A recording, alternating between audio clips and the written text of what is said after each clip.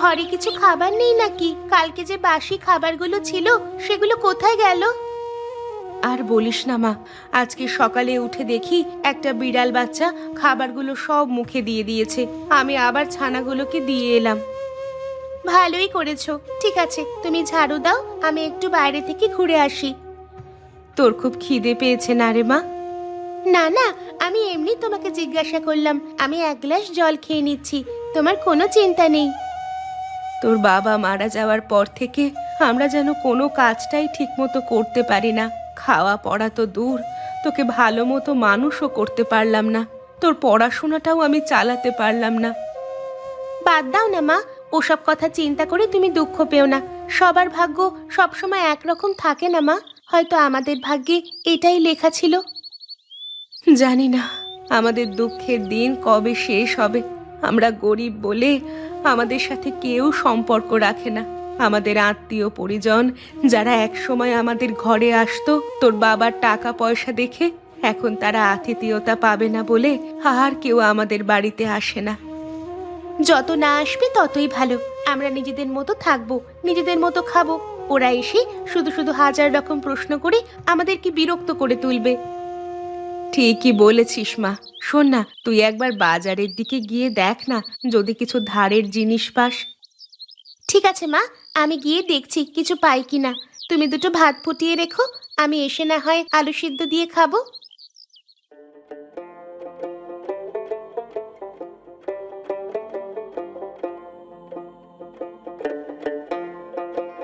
কিরে রতন, কোথায় চললি? কোথায় আবার যাব কাকা? আমার মাংসের দোকানে মাংস কাটতে যাচ্ছি। তোর এখন বেশ রমরমা ব্যবসা চলছে বল। হ্যাঁ কাকা, মানুষের ভালোবাসায় সে তো চলছে বটেই।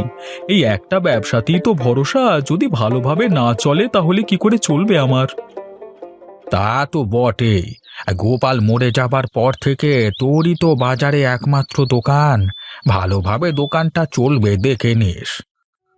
হ্যাঁ কাকা, খুবই দুঃখের বিষয়। কি থেকে যে কি হয়ে গেল, হঠাৎ মাংস কাটতে কাটতে বুকে যন্ত্রণা, তারপর কিছুক্ষণের মধ্যেই আহারে, সত্যি আমার খুব কষ্ট হয়। আচ্ছা, ওদের পরিবারের ওর মেয়ে আর বউ কেমন আছে বল দেখি। খেতে পায় তো নাকি? এ আবার তুমি কি প্রশ্ন করছো? হ্যাঁ, খেতে পাবে না কেন? ওরা ওদের নিজেদের মতো করে নিজেদের পরিবার চালাচ্ছে। দেখলে আমার হাসিও পায়। ওদের অবস্থা দেখে তোমার হাসি পায়? তুমি এ কি বলছো কাকা? তোমার কি বুড়ো বয়সে ভীমরতি ধরে গেছে নাকি? ওরে, ভীমরতি ধরবে কেন? তোর মনে নেই একবার আমি গোপাল বেঁচে থাকতে তার কাছ থেকে ধারে মাংস কিনতে গেছিলাম, কিন্তু সে আমাকে মাংস না দিয়ে তাড়িয়ে দিয়েছিল। সে আমি বলিনি। গোপাল তো তোমাকে তাড়িয়ে দেয়নি, ভালোভাবেই বলেছিল। আর তাছাড়া তুমি তো প্রত্যেক দিন ধারে মাংস আনতে তার বেলায়। তুইও দেখছি খুব বেশি উড়ছিস। যা যা, তোর সাথে আর কথা বলতে ভালো লাগছে না, তুই এখান থেকে যা।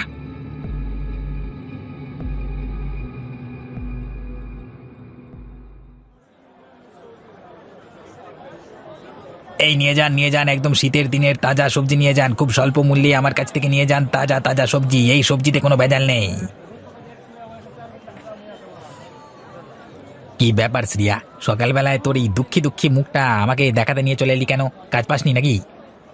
কাকা, তোমার কাছে একটা অনুরোধ ছিল, আমার অনুরোধটা রাখবে? পয়সা ছাড়া আমি তোকে কোনো সবজি দিতে পারবো না, তুই যাই বলিস না কেন। কাকা, তুমি তো আমাদের অবস্থাটা বোঝো। অন্তত কিছু সবজি যদি দিতে পারতে, আমরা টাকাটা আস্তে আস্তে মিটিয়ে দেব। আমরা তো আর প্রতিদিন তোমার কাছ থেকে সবজি নিচ্ছি না। ওটাই তো হচ্ছে ভয়। তোদের মা মেয়ের যা অবস্থা, তোরা কোন দিন এখান থেকে ফুরুত করে পালিয়ে যাবি, তখন আমি কি করব? বসে বসে পয়সা তো পাবো না। তুমি এরকম ভাবছো কেন কাকা? আমরা এখান থেকে কোথায় যাব?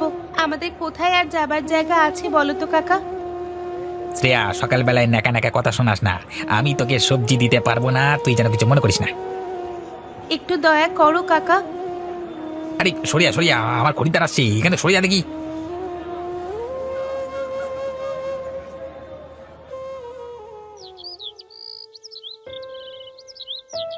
আরে, ওই তো গোপালের বউটা আসছে বলে মনে হচ্ছে। এই যাই যাই, একবার কথা শুনিয়ে দি। এই যে লতা, দাঁড়াও, তোমার সাথে কিছু। ওরে বাবা, আমার মাথাটা ঘুরছে কেন? আরে আরে কাকার কি হলো? এভাবে অজ্ঞান হয়ে পড়ে গেল কেন? না না, ওনাকে তো এইভাবে এখানে ফেলে রাখা যায় না। আমি আশেপাশের দুজনকে ডাকি, ওনাকে আমাদের বাড়ি নিয়ে যেতে হবে। আমাকে যেন কিছু বলতে যাচ্ছিলেন, মনে হচ্ছে শরীর খারাপ নিয়ে বলতে যাচ্ছিলেন। লতা, আরে ও লতা, কোথায় গেলে? কোথায়? একবার বেরিয়ে এসো দেখি। কি হলো নীলিমাদি, তুমি ডাকছো কেন আমাকে? কিছু দরকার ছিল নাকি? দরকার তো ছিল ভাই, শুনলাম নাকি হরিপদ কাকা তোমাদের বাড়িতে আছেন। তা কি হয়েছিল ওনার? বয়স হয়েছে তো, তাই মনে হয় শরীরটা একটু খারাপ। আমি যখন জল আনতে যাচ্ছিলাম তখন আমার সঙ্গে কথা বলতে এলেন, তারপরে মাথা ঘুরে পড়ে গেলেন। কি অবস্থা, কি অবস্থা! এখনকার সময় মানুষের যে কখন কি হয় বলা যায় না। তুমি তোমার স্বামীকেই দেখো না, বেচারা। আবার ওসব কথা কেন তুলছো দিদি? হরিপদ কাকা সুস্থ হয়ে যাক, সেটাই আমি চাই। তাই জন্যই দুজন লোক ডেকে আমি ওনাকে আমাদের বাড়িতে এনেছি। হ্যাঁ হ্যাঁ, সেটা তো আমিও চাই। তুমি কি বলতে চাইছো? আমি কি চাই না নাকি যে হরিপদ কাকা সুস্থ হয়ে যাক? আমি কি সেই কথা বললাম? ঝগড়া করো না তো ভাই। আচ্ছা, তুমি কি হরিপদ কাকার সেবা করবে? ওর কাছের লোক তো কেউ নেই। একজন মেয়ে, সেও তো পাত্তা দেয় না। বিয়ে হয়ে কবে গেছে, বাবার খোঁজ নেওয়ারও দরকার নেই। আমি করি, আমার তো মা মেয়ের সংসার, দুজনে মিলে ঠিক সামলে নিতে পারবো। আমি সেই কথাই বলতে এসেছিলাম গো। আসলে আমারও হাতে তেমন সময় নেই, একেই ঘর সংসার নিয়ে জ্বলে যাচ্ছি। তাই জন্যই আর কি বলছিলাম, ভুলেও যেন আমার ঘরে আবার পাঠিয়ে দিও না। আমি তবে এলাম, কেমন?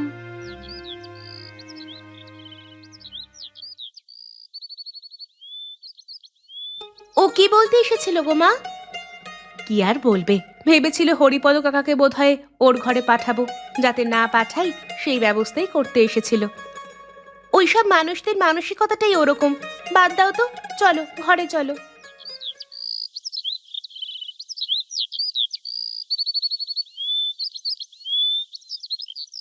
কই গোপাল, কোথায় গেলে বাবা? তোমাদের ঘরে অতিথি এলো যে।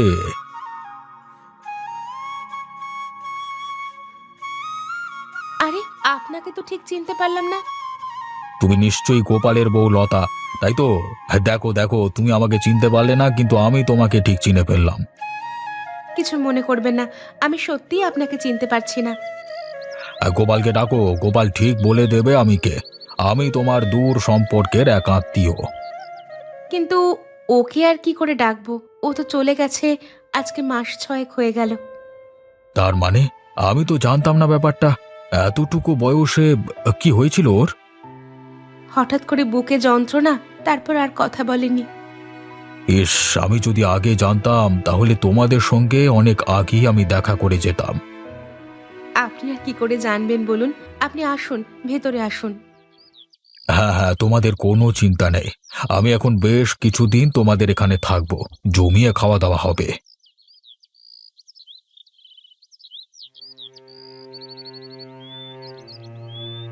এই নিকে, ইনি অসুস্থ মনে হচ্ছে। ও আমাদের পাড়ার একজন কাকা। আজকে আমার সাথে কথা বলতে গিয়ে রাস্তায় অজ্ঞান হয়ে পড়ে গিয়েছিল, তাই জন্য আমি আমার সাথে করে নিয়ে এসেছি ওনাকে। ও, ভালোই করেছো। তা আজকে আপনার জন্য কি রান্না করব বলুন তো? আসলে আমি মাংস খেতে একটু বেশি ভালোবাসি। আমারও গিন্নি মারা গেছে অনেক বছর আগে। তা মা, তোমার হাতের তৈরি মাংস রান্না খেতে আমার যে খুব ইচ্ছে করছে। ঠিক আছে, আপনি বসুন, আমি ব্যবস্থা করছি। শ্রেয়া, একবার বাইরে আয় তো।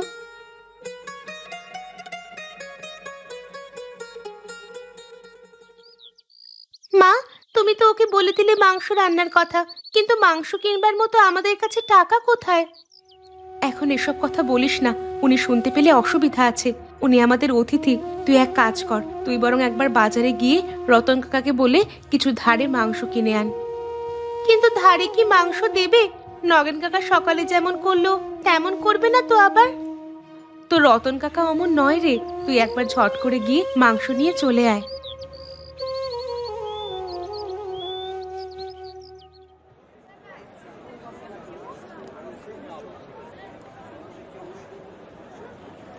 আরে শ্রেয়ামা, আয় আয়, কতদিন বাদ আমাদের দোকানে এলি।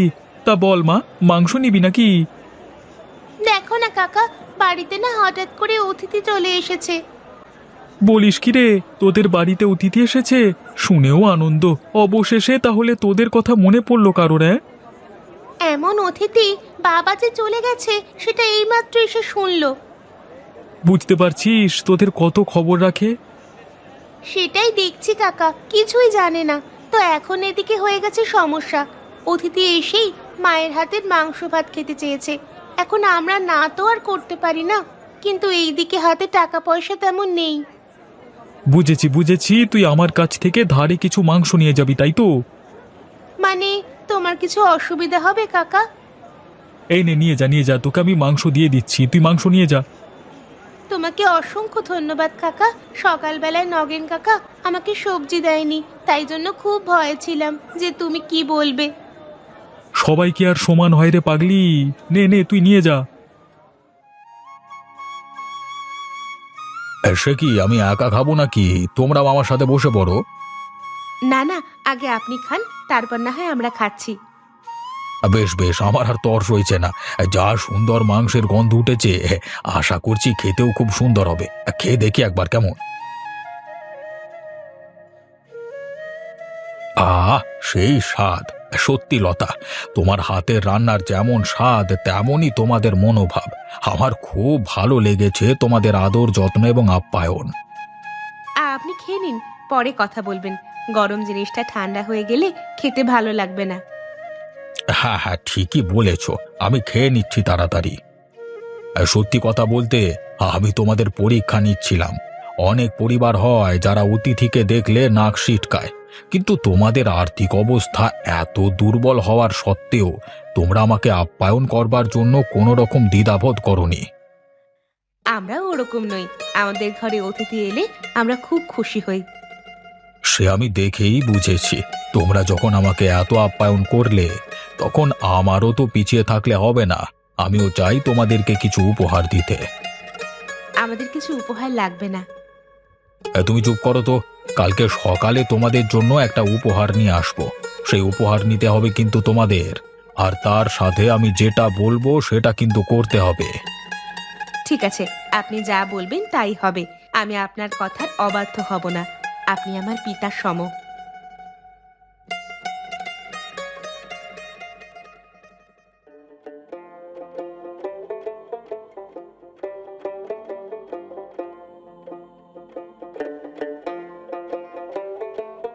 এই নাও পয়সা, এবার তুমি এখান থেকে এসো।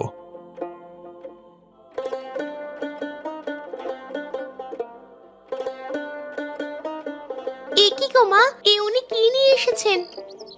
সেটাই তো দেখছি, ভ্যান নিয়ে এসেছেন কেন উনি? এই যে লতা, তোমাদের জন্য এই উপহারটা আমার তরফ থেকে। কিন্তু আমরা ভ্যান নিয়ে কি করব? ভ্যান তো আমরা চালাতে জানি না। আরে, তোমাদের ভ্যান চালাতে জানতে হবে না। তোমরা ভ্যান ঠেলে নিয়ে বাজারে বসতে পারবে তো। সেটা পারবো, কিন্তু আমি কিছুই বুঝতে পারছি না এখনো। তোমার হাতের রান্না যা সুন্দর, তুমি ঘর থেকে রান্না বান্না করে নিয়ে গিয়ে ভ্যানে করে বাজারে নিয়ে বসবে। সেখানে তুমি তোমার হাতের রান্না করা খাবার বিক্রি করবে, এবং সেটা আজ থেকেই করবে। আজকে কি করে হবে? এতগুলো টাকার ব্যাপার, অন্তত খাবার দাবারের জন্য কিছু কিনতে হবে তো। তার জন্য তোমাকে চিন্তা করতে হবে না। আমি কি জন্য আছি শ্রেয়ামা। হ্যাঁ জেঠু, বলুন। এই চলো চলো, আজকে আমার সাথে তুমি বাজারে যাবে। চলো, আজকে অনেক মাংস কিনে আনতে হবে। আজকে থেকেই তোমার মা আর তুমি বাজারে মাংস ভাত বিক্রি করতে শুরু করবে। দেখবে কতজন লোক তোমার কাছে খেতে আসবে। চলুন জেঠু, আপনাকে আমি রতন কাকার মাংসের দোকানে নিয়ে যাচ্ছি। হ্যাঁ মা, তাড়াতাড়ি চলো, এইদিকে আবার ব্যবস্থা করতে হবে তো। আরে শ্রেয়ামা, ইনি সেই আত্মীয় নাকি? হ্যাঁ ভাই, তোমার কাছ থেকে আজকে মাংস নিতে এলাম। আবার মাংস?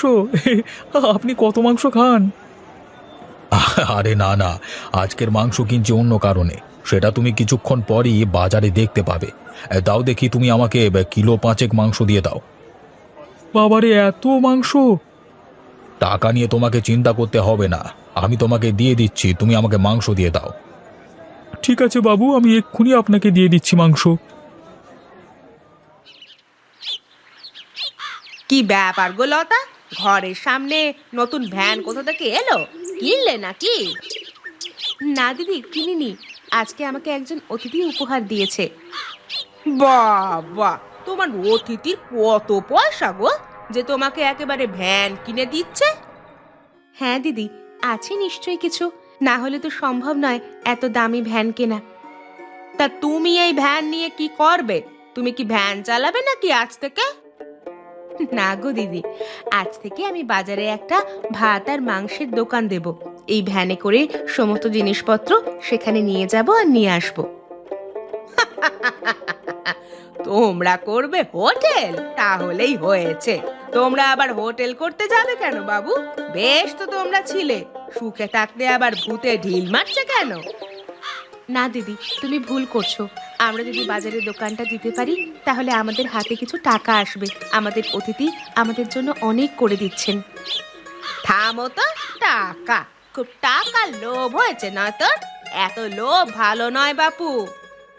লোভের কি আছে? বেঁচে থাকতে গেলে টাকার প্রয়োজন, আর সেই প্রয়োজন আমরা মা আর মেয়ে দুজনে মিলে বুঝেছি। নাটক চত্ব সব।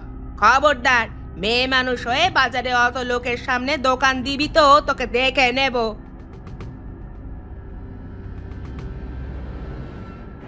বেশ করবে, দেবে, তাতে তোমার কি? গ্রামটা কি তোমার একার নাকি? আরে কাকা, তুমি সুস্থ হয়ে গেছো? একেবারে নিজে হেঁটে বেরিয়ে আসলে দেখছি। লতা মায়ের সেবায় আমি সুস্থ হয়ে গেছি। আর লতা মা যেটা করছে সেটা একদম ঠিক করছে, কোনো ভুল কাজ করেনি। অতএব তুমি তোমার মুখটা বন্ধ রাখলেই আমি খুব খুশি হব। তাই নাকি? দুদিন আগে পর্যন্ত যার নামে চর্চা করতে। তাকেই এখন ভালোবাসছি, কারণ তারা সম্মান পাওয়ার যোগ্য। ওরাই আমার বিপদের সময় সেবা করেছে, আর কেউ করেনি। তুমি এখন এখান থেকে এসো। শোন মা লতা, নিজের গোপনীয় কথা কাউকে কোনোদিন বলবি না।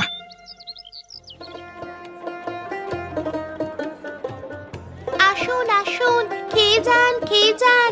একদম গরম গরম ভাত আর মাংস খেয়ে দে পেট ভরিয়ে নিজের কাজ করুন। মাত্র ৩৫ টাকা প্লেট। ওরে সাবাস, একদম দারুণ চমক দিয়ে দিয়েছো গো। আমাদের বাজারে এই জিনিসটার খুব অভাব ছিল, তোমরা সেই অভাব একদম পূরণ করে দিয়েছো। তাই ভ্যানটা কবে কিনলে তোমরা? এই ভ্যানটা আমার নতুন জেঠু আমাদেরকে কিনে দিয়েছে। তাই নাকি? তাহলে তোমার নতুন জেঠু খুব ভালো বলতে হবে, তোমার জন্য কত চিন্তা করে। হ্যাঁ, সে তো বটেই। তা কাকা, তুমি কি মাংস ভাত খাবে? এখন খাবো না, আমার ওদিকে কাজ আছে দোকানে, দুজন কাস্টমার দাঁড়িয়ে আছে। তাদেরকে আমি মাংস দিয়ে আসি, তারপর না হয় খাচ্ছি, কেমন?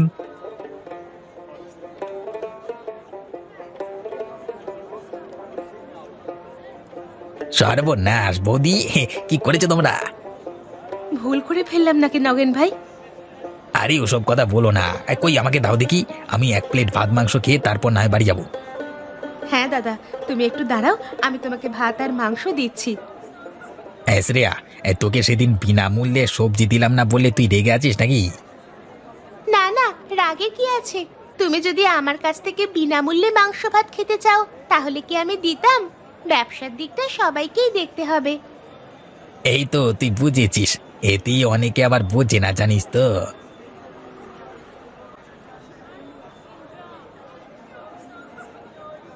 এই তো প্রথম দিনই অনেক লোকজন দেখতে পাচ্ছি। এইভাবেই তোমাদের দোকানটাকে এগিয়ে নিয়ে যেতে হবে, থেমে গেলে চলবে না। আপনাকে যে কি বলে ধন্যবাদ দেব। ধন্যবাদ দেওয়ার প্রয়োজন নেই, এবার তো আমাকে যেতে হবে। কোথায় যাবেন আপনি? কেন, আমাকে বাড়িতে ফিরতে হবে না? আর কিছুদিন থেকে যান না, তাহলে আমাদের খুব আনন্দ হবে। আর কিছুদিন থাকলে যে হবে না, আমি আবার পরে আসবো। তোমরা বরং এখানে বিক্রি করো। হ্যাঁ, আবার একদিন লতার হাতে মাংস ভাত খেতে আসবো। আমি চললাম তাহলে, তোমরা ভালো থেকো।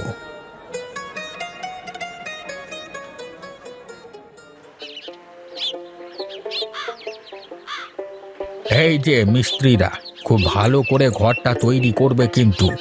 অনেক শখের ঘর তৈরি হচ্ছে। বাবা, 2 মাসের মধ্যে একেবারে নতুন ঘর! কত পয়সা করেছো গো তোমরা? কাকিমা, দয়া করে তোমার এই টোন মেরে কথা বলা তুমি বন্ধ করবে? ও বাবা, মেয়ের আবার কথা ফুটেছে দেখছি। কথা তো বলতেই হবে, এখনকার যুগ তো আর কথা হজম করবার জন্য নয়। কেউ কেউ আবার লোকের উন্নতি দেখলে সহ্য করতে পারে না। তুই কি আমাকে এই কথাটা বলতে চাইলি? তাছাড়া আর কাকে বলবে? আমার মতো লোক যেখানে এদের সাথে মিশে একদম পরিবর্তন হয়ে গেলাম, সেখানে তুমি এখনো পরিবর্তন হতে পারলে না? আমাকে পরিবর্তন হতে হবে কেন? আমার কি দায় পড়েছে? তাহলে এদেরও কি দায় পড়েছে তোমাকে বলতে যাবার যে কত টাকা তোমার করেছে? এটা একদম দেখছি কথা বলা যাবে না। তাহলে তোমাদের প্রচুর অহংকার বেড়ে গেছে, তাই না? হ্যাঁ, হয়ে গেছে। একদম এখান থেকে যাবি বলে দিলাম, ফালতু কোথাকার। এতদিন ওরা খেতে পারছিল না, তখন কোনো দিন খবর নেয় না, আর এখন এসেছে নাটক করতে। দাঁড়াও, রতনকে আমি বলছি। এই না না, ওসব বলবার কোনো প্রয়োজন নেই। আমি দেখতে এলাম তোমাদের বাড়ি হচ্ছে, আমাদের কপালে কবে হবে কে জানে। হবে হবে, আমাদের যখন হচ্ছে তোমাদেরও হবে, কোনো চিন্তা করো না তোমরা। দেখবি ঠিক সময় ঠিক জিনিসটা হবে। আর যদি লোকের ওপর হিংসা করো, তাহলে যে জিনিসটা তোমার আছে সেটাও আর থাকবে বলে আমার মনে হয় না। অতএব হিংসা করা বন্ধ করো।